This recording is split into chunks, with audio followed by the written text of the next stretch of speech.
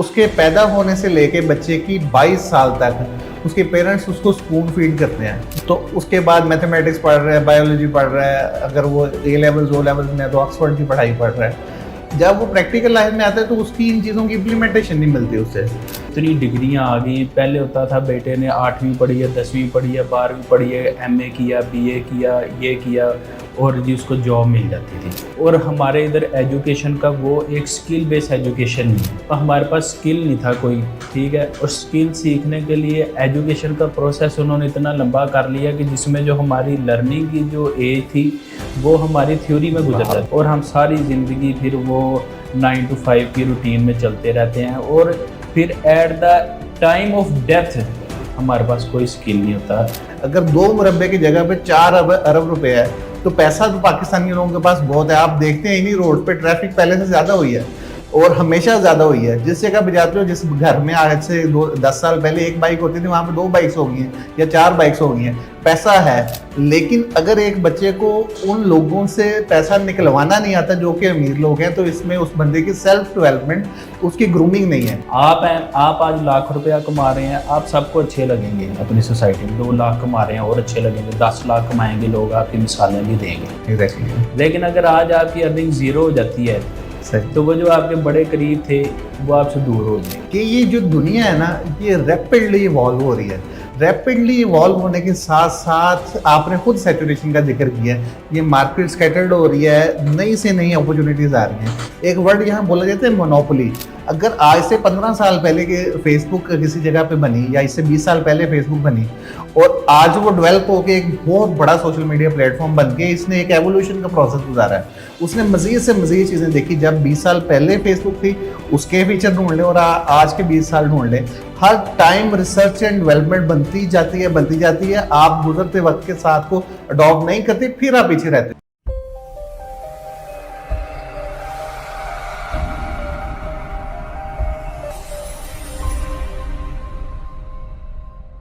अस्सलाम वालेकुम दोस्तों, मेरा नाम है इंजीनियर एहतशाम अमीन। आज के पॉडकास्ट में जो हम बात करने जा रहे हैं ये एक बहुत ही अहम टॉपिक है।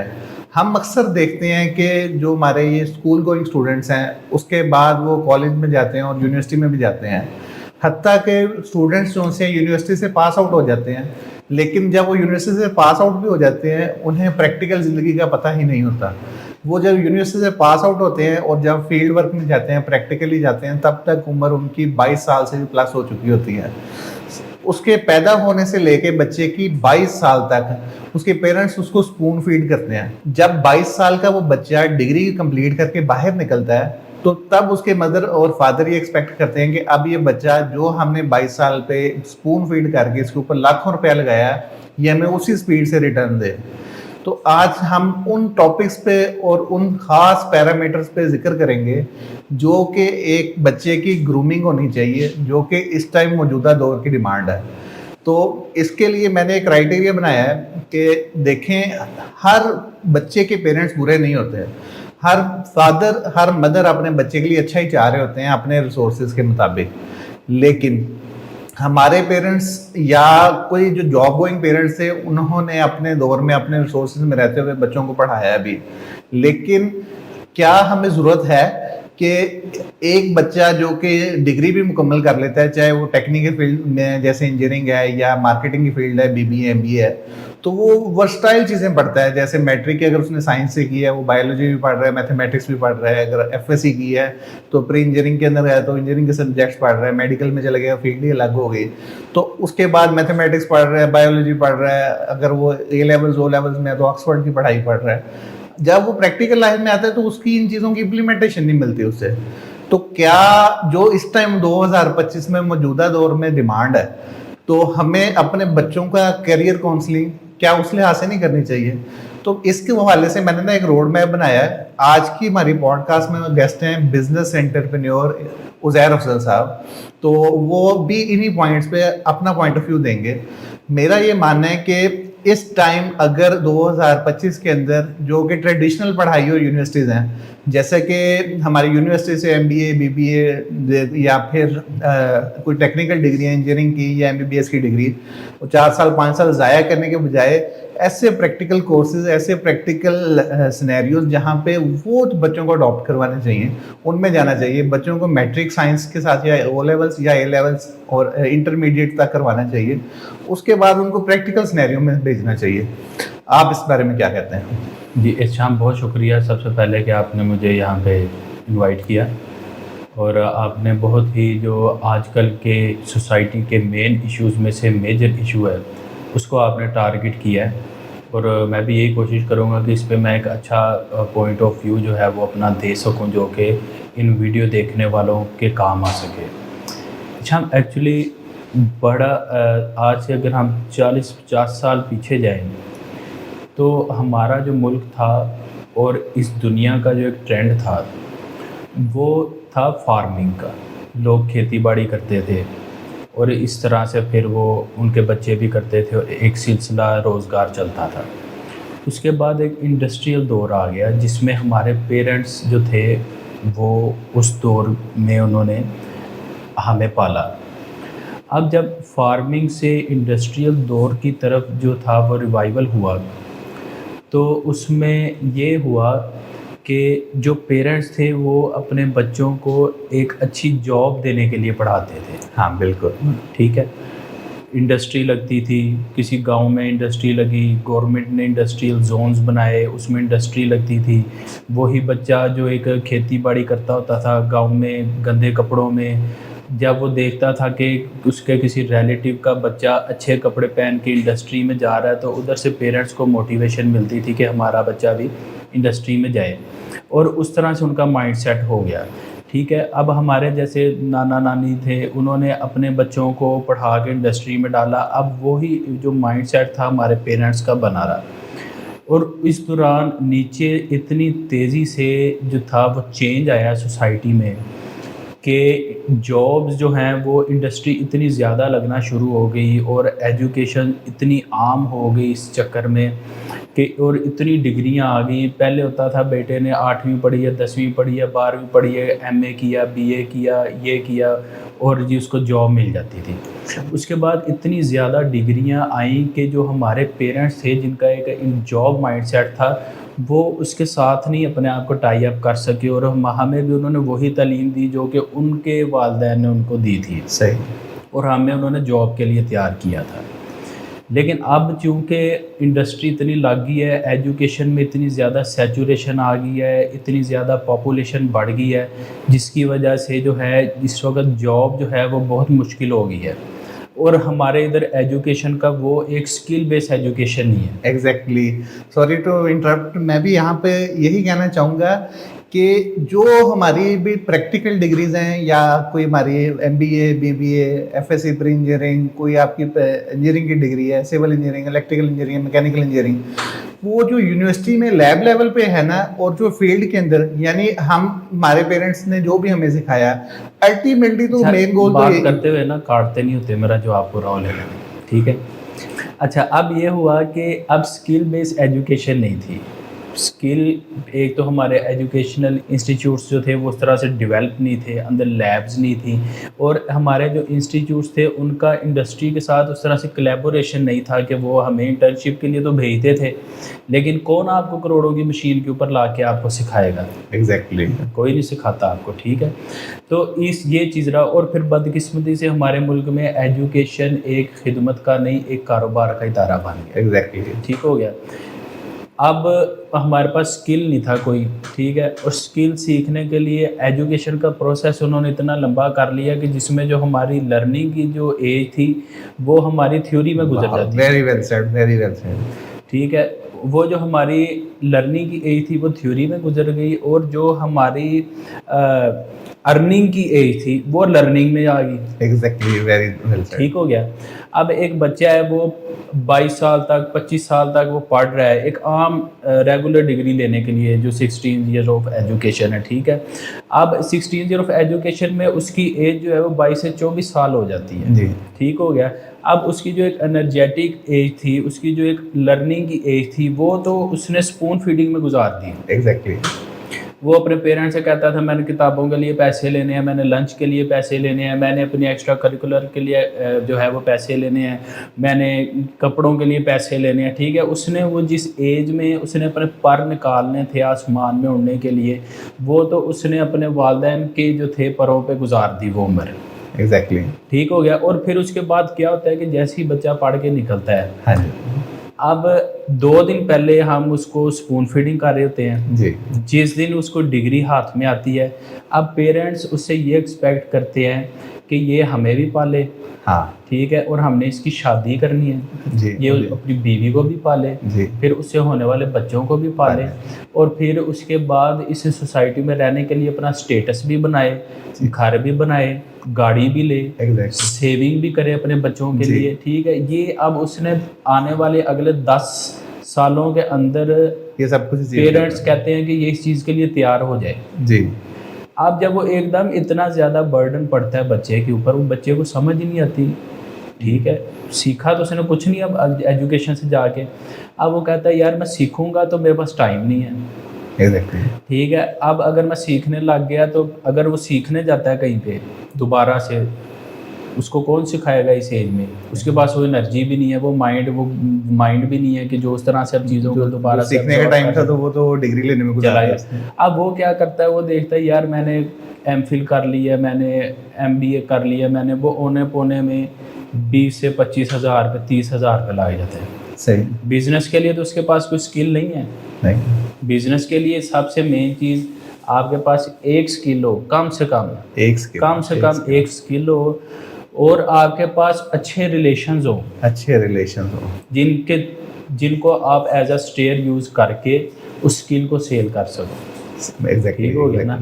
हमारी वो सारी उम्र गुजरती है और एक्टिविटीज़ में जिसमें ना हमारे पास कोई पॉजिटिव रिलेशन होता है, ना कोई पॉजिटिव स्किल होता है, और फिर हम उस चक्कर में ऐसा फंसते हैं कि हमें होने पोने में वो जॉब करनी पड़ती है। सही। और हम सारी ज़िंदगी फिर वो 9 to 5 की रूटीन में चलते रहते हैं, और फिर at the time of death हमारे पास कोई स्किल नहीं होता। हम किसी के अपॉइंटमेंट लेटर पे अपनी ज़िंदगी गुजार देते हैं इसी खौफ से कि यार इधर से हमें टर्मिनेशन लेटर ना मिले। हाँ, जब आप जॉब पे होते हैं ना तो आप जॉब के पॉलिटिक्स में इन्वॉल्व होते हैं कि ये मेरे इस जनरल मैनेजर से बन जाए, ये मेरे डायरेक्टर से बन जाए, इस लॉबी के तहत जो मेरे मियाँ साहब है वहाँ तक मेरी गुडविल बनी रहे, और आप अल्टीमेटली ये सर्वाइव ही नहीं कर पा रहे होते कि दुनिया में क्या चल रहा है। आप उसी लॉबी में जीत के आप कह रहे होते मैं कुएं का मेंढक बन गया हूँ और मेरी अब मैंने एक मास पता कर लिया, जबकि बाहर दुनिया में इतनी डेवलपमेंट हो रही है। उज़ैर भाई आपकी सोच होनी है।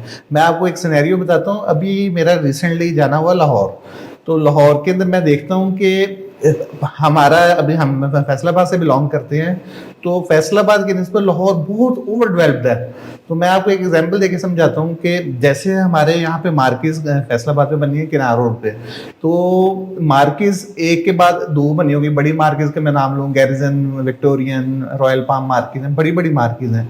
लेकिन मेरा जाना हुआ लाहौर कैंट के अंदर, उस कैंट के अंदर मैं गया उसकी एक बैक साइड पे, वहाँ पे 8 बड़ी मार्केट, जो एटलीस्ट एक मार्केट जिसकी विदाउट जगह कंस्ट्रक्शन कॉस्ट ना तकरीबन 50 करोड़ होनी है, 8 बड़ी मार्केट हुई तो ये कम से कम ये 4 अरब रुपए की इन्वेस्टमेंट बनती है, जो कि एक सिर्फ 2 मुरब्बे की जगह पे थी। आप क्या समझते हैं कि इतना पैसा, ये इतनी बड़ी दुनिया के एक छोटे से शहर, मुल्क पाकिस्तान के एक छोटे से शहर लाहौर के अंदर, एक छोटे से कैंट के एरिया के अंदर अगर 2 मुरब्बे की जगह पे 4 अरब रुपए है, तो पैसा तो पाकिस्तानी लोगों के पास बहुत है। आप देखते हैं इन्हीं रोड पे ट्रैफिक पहले से ज्यादा हुई है और हमेशा ज्यादा हुई है। जिस जगह पे जाते हो, जिस घर में आज से 10 साल पहले 1 बाइक होती थी, वहां पे 2 बाइक्स हो गई हैं या 4 बाइक्स हो गई हैं। पैसा है, लेकिन अगर एक बच्चे को उन लोगों से पैसा निकलवाना नहीं आता जो कि अमीर लोग हैं, तो इसमें उस बंदे की सेल्फ डेवलपमेंट, उसकी ग्रूमिंग नहीं है। जैसा कि उसने कोई 33 साल 20 साल 30 साल, जैसे आपने जिक्र किया उज़ैर भाई, वो कोई एक ऐसी पर्टिकुलर स्किल नहीं सीख पाया जिससे वो एंड यूजर को कोई वैल्यू फ्राहम कर सके।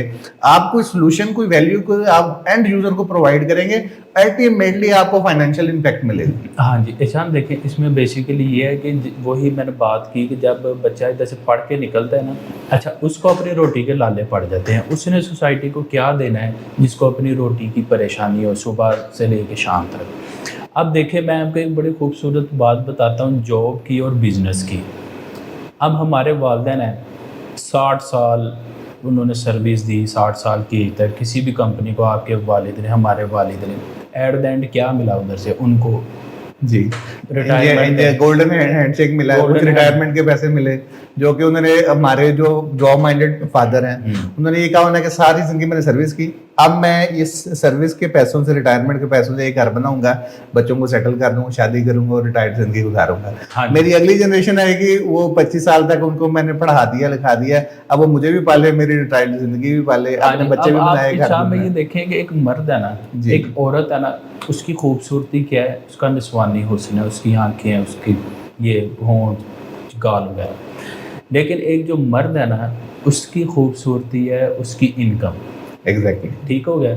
आप हैं, आप आज लाख रुपया कमा रहे हैं, आप सबको अच्छे लगेंगे अपनी सोसाइटी में। 2 लाख कमा रहे हैं और अच्छे लगेंगे, 10 लाख कमाएंगे लोग, आपकी मिसालें भी देंगे। एग्जैक्टली। लेकिन अगर आज आपकी अर्निंग ज़ीरो हो जाती है सही। तो वो जो आपके बड़े करीब थे वो आपसे दूर हो जाएंगे। अब ये देखें सोसाइटी का कितना हसीन जुल्म है एक माशरे के बाप पर, कि जब वो रिटायर होता है ना तो वो अपनी औलाद की नज़रों में कांटा बन जाता है। एग्जैक्टली। उसने बीमार भी होना है, उसकी दवाइयों पे पैसे भी लगने हैं, ठीक है, ये सारे मसाइल हैं। लेकिन अगर वही बाप जवानी में बिजनेस करता, एग्जैक्टली। बिजनेस करता और बिजनेस को चलाता, खड़ा करता, उसकी औलाद भी उस बिजनेस में आ जाती, तो उस हाजी साहब के मरने के बाद भी उस दफ्तर में उसके बेटे की कुर्सी के पीछे उस हाजी साहब की तस्वीर लगी हुई थी। उदैर भाई, मैं यहाँ ठीक से है, आपसे और ना, उसने सोने का बाबा होना था। मैं यहाँ से आपसे ना थोड़ा सा इससे एग्री नहीं भी करूँगा। मेरा ये मानना है कि मल्टीपल इनकम स्ट्रीम्स होनी चाहिए। जैसा कि आपने लास्ट टाइम भी जिक्र किया कि अगर एक सेठ साहब हैं जो कि सूतर मंडी बैठते हैं, जिसका कपड़े का काम है, अगर उसके ग्रैंडफादर ने उनका सेटअप बना दिया है, यानी सूतर मंडी के अंदर, और वहाँ पर जाकर उन्होंने बिजनेस करना है, कल उनके 3 बच्चे होते हैं, उनको वो मैट्रिक तक पढ़ते हैं, उतने के शौक लेके वो वही उसने फादर के साथ सेटअप में चले गए, उसको एक्सपेंड करते हैं, तो वो आज भी मल्टीपल इनकम स्ट्रीम पे नहीं डिपेंड कर रहे, वो एक इनकम स्ट्रीम पे डिपेंड कर रहे हैं। अगर कभी लॉस होगा पूरी फैमिली पे उसका इम्पैक्ट आएगा। मेरा ये मानना है कि अल्टीमेट गोल ये होना चाहिए कि आपने अर्निंग करनी है, वो चाहे बिजनेस से हो, चाहे जॉब से हो, या चाहे कोई सर्विस बेच के हो, चाहे कोई प्रोडक्शन यूनिट लगा के हो। ये चारों वैल्यूज अपने सिनेरियो में अपने लिए, सबके लिए बेहतर हैं। शाम भाई देखें, जो आप बात कर रहे हैं ना, वो नो डाउट ये बात आपकी ठीक है, लेकिन ये हर बिजनेस पे नहीं अप्लाई होती। वो कैसे? अब एक बंदे का कपड़े का बिजनेस है जी। क्या कपड़े को जब से आप पैदा हुए हैं आज तक डाउनफॉल आए? आटे का बिजनेस है, कभी बंद हो सकता है। आटे में क्या ट्रांसफॉर्मेशन आ जाएगी? अगर आपको ये डर देखे ना, आप YouTube चला रहे हैं जी। ठीक है, आज से कुछ साल पहले जो YouTube पे इनकम बनाना बहुत आसान था। 10 साल पहले चले जाएं तो आपको आसानी से आप कमा लेते थे, एज़ कम्पेयर टू जो इस टाइम कंपटीशन हो गया, जो सैचुरेशन हो गया, जो YouTube ने अपने एल्गोरिथम सेट कर दिए, वेरी नाइस। मैं उसने आपको मोनेटाइजेशन का जो एक तरीका उसने सेट कर दिया है, ये सारी चीज़ें ठीक है, लेकिन ये आप कपड़े में क्या ट्रांसफॉर्मेशन? एग्जैक्टली यही मैं आपको कहना चाह रहा हूँ कि ये जो दुनिया है ना, ये रैपिडली इवॉल्व हो रही है। रैपिडली इवॉल्व होने के साथ साथ आपने खुद सैचुरेशन का जिक्र किया है, ये मार्केट स्कैटर्ड हो रही है, नई से नई अपॉर्चुनिटीज आ रही हैं। एक वर्ड यहाँ बोला जाता है मोनोपोली। मोनोपोली से मुराद है कि जो सर्विस, जो प्रोडक्शन यूनिट, जो प्रोडक्ट आप सप्लाई कर रहे हैं, अगर सेम वो चीज़ किसी के पास नहीं है तो आप वो प्रोडक्ट की वैल्यू यहाँ से उठा के यहाँ ले जाएं, तो उस वो कस्टमर को, अगर एंड यूजर को वो वैल्यू काम कर रहा है तो वो इस प्राइस पे भी खरीदेगा। तो अगर आप सैचुरेटेड, अगर आप बात सुने, ये जो बिजनेस है ना, ये नेचर ऑफ बिजनेस की आप बात कर रहे हैं, ठीक हो गया। जो मोनोपोलिस्टिक बिजनेस होता है ना, वो होता है शॉर्ट टाइम के लिए होता है, हाई प्रॉफिट के साथ होता है। देखें लेकिन मोनोपोली खत्म हो जाए, मोनोपोली किसी भी बिजनेस की आप देखें, इस टाइम दुनिया में बड़ी मिसालें, नोकिया था, मैं आपको एग्जांपल, नोकिया की मोनोपोली थी, किसी दौर में मोनोपोली थी, आज किधर है नोकिया? हमेशा जो है ना, 2 चीज़ों में काम हो रहा होता है। अगर आपने कभी भी पैसे अर्न करने हैं ना, यानी मनी अर्न करनी है, उसके पीछे 2 ही साइंसेस हैं। Always sell the same product on the lesser price, keeping the same quality intact. दूसरा जो फंक्शन है कि या तो आपके मोनोपोली हो कि आपने रिसर्च एंड डेवलपमेंट की ऐसी टीम बनाई हो, वो एक ऐसी प्रोडक्ट बना दे जो पहले किसी ने नहीं बनाई। अगर आज से 15 साल पहले के फेसबुक किसी जगह पे बनी, या इससे 20 साल पहले फेसबुक बनी, और आज वो डेवलप होकर एक बहुत बड़ा सोशल मीडिया प्लेटफॉर्म बन के इसने एक एवोल्यूशन का प्रोसेस गुजारा है। उसने मजीद से मजीद चीज़ें देखी। जब 20 साल पहले फेसबुक थी उसके फीचर ढूंढ ले, और आज के 20 साल ढूंढ ले, हर टाइम रिसर्च एंड डेवलपमेंट बनती जाती है। आप गुजरते वक्त के साथ को अडॉप्ट नहीं करते, फिर आप पीछे रहते हो। मैं देखें, ये वही बात है नेचर ऑफ बिजनेस की। अब आप मुझे बताएं, एक बंदा इसका चावलों का काम करता है जी, चावलों में आप क्या ट्रांसफॉर्मेशन लाएंगे? सर इसको अगर एग्रीकल्चर लेवल पे देखा जाए ना, इसकी जेनेटिक इंजीनियरिंग करके, अब फी एकड़ जेनेटिक इंजीनियरिंग करके ऐसे सीड डाल के, जहाँ 1 एकड़ पे अगर सपोज करें 30 टन गंदम आती है, अगर 30 टन चावल आते हैं तो आप उसकी जेनेटिक इंजीनियरिंग करके बढ़ा सकते हैं। आप उसकी जो हम पेस्टिसाइड डालते हैं, तो वो बात अब देखें ना, फेसबुक थी ना, आप कह रहे थे फेसबुक थी जी, फेसबुक के कितने कंपेटिटर आए थे, कितने और कट आया था। अब टिकटॉक ने फेसबुक को बड़ा टफ टाइम दिया है जी, ठीक हो गया, और नो डाउट के बहुत फर्क भी पड़ा फेसबुक के बिजनेस को, ठीक हो गया। लेकिन अब चावलों का आप क्या कंपेटिटर, चावलों में आपका यही होगा, या तो आप उसकी यील्ड बढ़ा लें, प्रोडक्शन बढ़ा लें, या आगे अगर आप उसको एक स्पेसिफिक एरिया में सेल कर रहे हैं, उसके साथ दूसरा कंट्री ऐड कर लें, तीसरा कर लें, अगला कॉन्टिनेंट, ये आप कर लेंगे, इसमें एवोल्यूशन नहीं आएगी, ठीक है। इसमें हमें डाइवर्सिफाई हम क्या नहीं हो पाएंगे। यही मैं आपको कह रहा हूँ कि आपने कहा कि एक अगर बिजनेस ओनर है, उसके कल 3 बच्चे होते हैं, वो उसी अड्डे पे जाके बैठते हैं, उसी गले पे बैठते हैं, तो उसने डाइवर्सिफाई नहीं किया। मौजूदा वक्त की जो जरूरत है ना, उसके अंदर ये है कि मैं एक वे आउट देता हूँ कि जब आपका 16-18 साल में बच्चा इंटरमीडिएट करके निकले, तो वो किसी अच्छे मैनेजर के एक अच्छे कॉर्पोरेट ऑर्गेनाइजेशन के अंदर 2 से 3 साल इन्वेस्ट करे वहां पे, जो कि सेल्फ लर्निंग हो, उसकी पर्सनैलिटी ग्रो। मेरी बात सुनो, ये आप बिल्कुल ऐसी मिसाल दे रहे हैं जैसे मैं कहूँ कि जी किसी शेर के बच्चे को अगर आपने शुरू में शिकार सिखाना है ना, तो उसको 10 दिन लोमड़ी या गिदड़ के साथ भेजें ताकि उसे शिकार है। आप एक बंदे को बिजनेसमैन बनाने के लिए एक जॉब माइंडसेट के नीचे भेज रहे हैं, वो उधर क्या करेगा? वो देखें, वो स्किल तो सीखेगा, ठीक है, लेकिन business is not the only the name of skill. सही, बिजनेस एक माइंडसेट है, ठीक है। अब वो आपको लगता है कि जिसने 10 साल नौकरी करके एक मैनेजर के नीचे उसकी बातें सुन के उधर पॉलिटिक्स करके, ठीक है, उसने पैसा कमाया है, बिलफर्ज जी उसने 3 करोड़ कमा लिया है, तो क्या उसके अंदर वो माइंडसेट रहेगा, या उसके अंदर वो क्वालिटीज रहेंगी कि वो मार्केट में जाके उस खुले माइंड के साथ बिजनेस कर सके? आई एम नॉट गोइंग और प्रिटेंडिंग टू बी लाइक कि 3 साल या 10 साल एक ही जॉब करनी है आपने। मैं कह रहा हूँ एक अच्छे मैनेजर, एक अच्छी ऑर्गेनाइजेशन के अंदर 1 साल जॉब करनी है, और 3 अच्छी ऑर्गेनाइजेशन में ओवर द 1 ईयर आपने स्विच करना है। 3 की जगह वो 10 में भी कर ले, दुनिया के सबसे अच्छे मैनेजर के नीचे भी वो जॉब कर ले, उस मैनेजर का माइंड तो जॉब सेट वाला है। यही मैं कह रहा हूँ। उसके बाद जब वो अपना को प्रोडक्शन यूनिट लगाता है या ट्रेडिंग के बिजनेस, जो इस टाइम दुनिया में बड़े बिजनेसमैन है ना, बड़े बिजनेसमैन, वो किसी के नीचे जॉब तो क्या, वो तो स्कूल भी नहीं पढ़ सके, वो तो स्कूल भी बंक मार जाते थे, उनको स्कूल से भी निकाल दिया। आप सॉरी थोड़ा स्टैट से हट रहे हैं आप। मैं देखता हूँ, आपने माइक्रोसॉफ्ट का नाम सुना? माइक्रोसॉफ्ट के जो फाउंडर है बिल गेट्स, आपको पता है कि ये भी यूनिवर्सिटी ड्रॉप आउट है, यूनिवर्सिटी ड्रॉप आउट है। एलॉन मस्क का नाम सुना? हाँ जी। वो भी अपने इनिशियल करियर के अंदर उन्होंने गेमिंग सेटअप बनाया था, उसको सेल करके वो उसके बाद आगे से ग्रो करते गए हैं। आपके फेसबुक के जो फाउंडर हैं, ये यूनिवर्सिटी ड्रॉप आउट है। हम यहाँ पे उजागर करें यूनिवर्सिटीज़ के लेवल। आपकी टॉप की जो यूनिवर्सिटीज़ हैं वो दुनिया के 200 की रैंकिंग में भी नहीं आती, 200 प्लस की रैंकिंग्स में आती हैं। हमारा एजुकेशन स्टैंडर्ड वो नहीं है। आप बात करें स्टैनफोर्ड की, MIT की, कि अगर उधर कोई बच्चा पास आउट होता है उसको पता है कि दुनिया में क्या चल रहा है, वहाँ से कोई बंदा ड्रॉप आउट भी होता है, वो कोई इन्वेंशन करेगा, कल वो कोई R&D करके वो वहाँ से पास आउट होता है, फील्ड में आता है, और वो कोई इन्वेंशन करेगा, कोई ऐसी R&D करके प्रोडक्ट निकालेगा, ना कि उसने वही गले पे बैठना है। हमें इस माइंडसेट को चेंज करना है। मैं श्याम भाई देखें, हम जिस टाइम जिस मुल्क में रह रहे हैं ना, इधर हर दुनिया जो है, हर खिता अपने हिसाब से उसका माइंडसेट और उस पर काम कर रहे हैं, ठीक हो गया। हम पंजाब के हैं या हम पाकिस्तान के, पाकिस्तान एक एग्रीकल्चर कंट्री है, ठीक हो गया। हमें इधर जो भी इस सरजमीन में आया ना, उसको रोटी की टेंशन नहीं है, ठीक हो गया ना, उसको पता है यार मैं कहीं भी जाऊंगा और वाकई इस पाकिस्तान में बंदा भूखा नहीं मरता। क्यों? आप किसी दरबार पे चले जाएं, लंगर की लाइनें लगी हैं, किसी चौक में चले जाएं, लंगर चल रहा है, ठीक है, क्योंकि इधर बेपनाह अल्लाह का निज़ाम है, ठीक है। इसलिए हम थोड़ा मेंटली रिलैक्स रहे। हमने उस तरह से मेहनत नहीं की जिस तरह से उन लोगों ने मेहनत की जो पहाड़ों में रहते हैं, ठीक है। अब वेस्टर्न कंट्रीज़ देखें जिनके पास अपनी खाने के लिए उस तरह से वसाइल नहीं थे, हमारे पास उस तरह बहुत ज़्यादा है।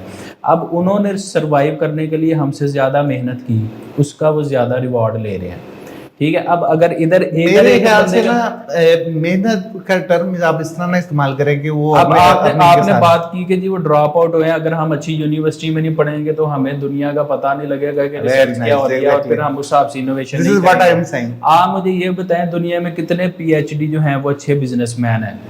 PhD is not the solution. PhD से ज्यादा तो नहीं कोई यूनिवर्सिटी में गया, PhD से ज्यादा तो नहीं किसी की। अनफॉर्चुनेटली जो हमारे यहाँ PhD अगर कोई बंदा करता है, इधर की नहीं बात कर रहा अल्टीमेट बात करता हूँ बड़ी दुनिया की अच्छी यूनिवर्सिटी। मैं खुद एमफिल इलेक्ट्रिकल इंजीनियर हूँ।